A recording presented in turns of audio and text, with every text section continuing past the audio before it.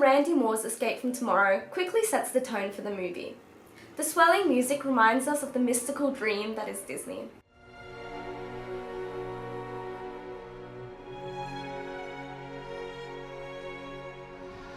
Finally, as the ride drops to its dramatic ending, a decapitated head comes flying back towards the camera, and we are greeted with the title sequence for Escape from Tomorrow. The choice to make the film black and white gives us that same but different feel. It's still the familiar Disney, but not quite.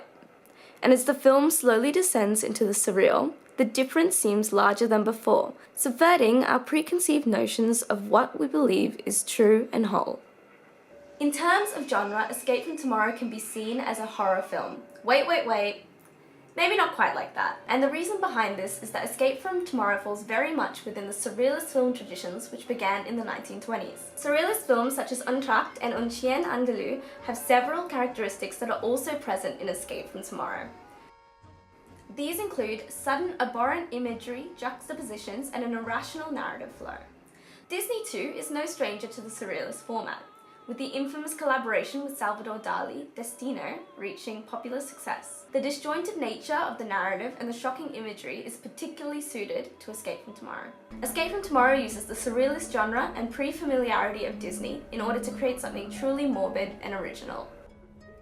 Escape from Tomorrow can be seen as a masculinized fantasy. Jim, the main character of the film, is driven by archetypal masculine traits and fantasies throughout the film. The allure of the young French females and the fantasy woman on the space ride at Epcot signals sexually driven desire. There is at least one sequence for each of these fantasies that portray explicitly phallic imagery. Early in the film, there is the use of the sensationalized banana eating, and later in the film, there is the release of Jim's suppressed sexual frustration as he sprays cream across the image of the woman in the Siemens facility. Suffice it to say, Freud would have a field day. Jim's fears are also sexually driven. His fear of castration can clearly be seen in the tasering of his groin near the end of the film. The disobedience of his son Elliot too can be viewed in Freudian terms. Jim's anxiety about the lack of respect given to him by his own son manifests clearly in his hallucinations on the Small World ride. Oh, you're not his father. Elliot's relationship with Emily, Jim's wife, is also a cause for Jim's anxiety, with sequences where Elliot abandons Jim only to climb into bed with Emily, bookending the film. First here,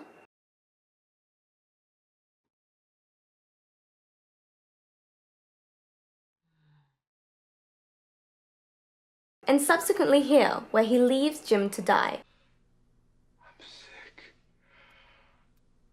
I need help.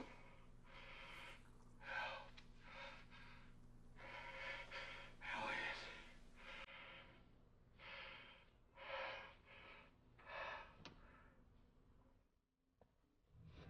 These instances speak volumes to Jim's insecurity about being in control of the females in his life. The Winnie the Pooh ride is another testament for Jim's need for sexual control over Emily. Such a downer. Such a Debbie Downer. Elliot and Jim are thus rivals in the bid for Emily's affection, and Jim's fantasy regarding the French girls gives way to Elliot, allowing him to claim Emily for himself. Bonjour. Dad? Yeah? They're pretty, huh? Well, you know, pretty, it depends on your definition of pretty. Do you think they're pretty? I guess. Well, then there you go. That's your definition. Is Mommy pretty? Your mother. Yeah, she's beautiful. I think so too. Moore uses the Disney format to not only subvert Disney ideals, but also to facilitate for the fantasies Jim has about various women throughout the film. Objection is a fundamental element of the discomfort caused by the film. Adams, Yates, Warren, and Miles describes objection as something that is perceived as outside a standard human reality. For instance, bodily fluids such as menstrual blood and feces can be seen as abject substances. Throughout the film, Moore uses overwhelming visceral acts such as coughing, vomiting, and defecating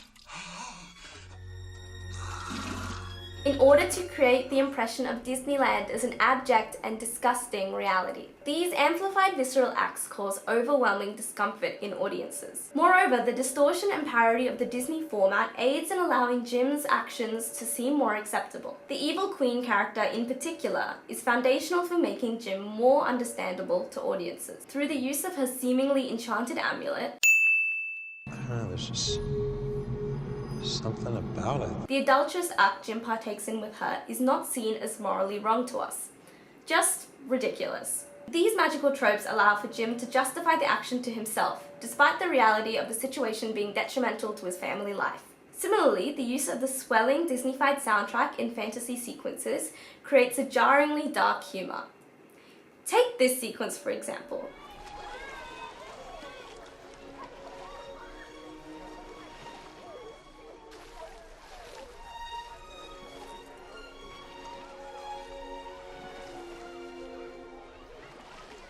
This music doesn't seem that out of place if this was a romantic film, but play it over a grown man predatorily stalking some 14-year-olds in a pool and it's a whole new story. Doesn't this seem a bit more accurate?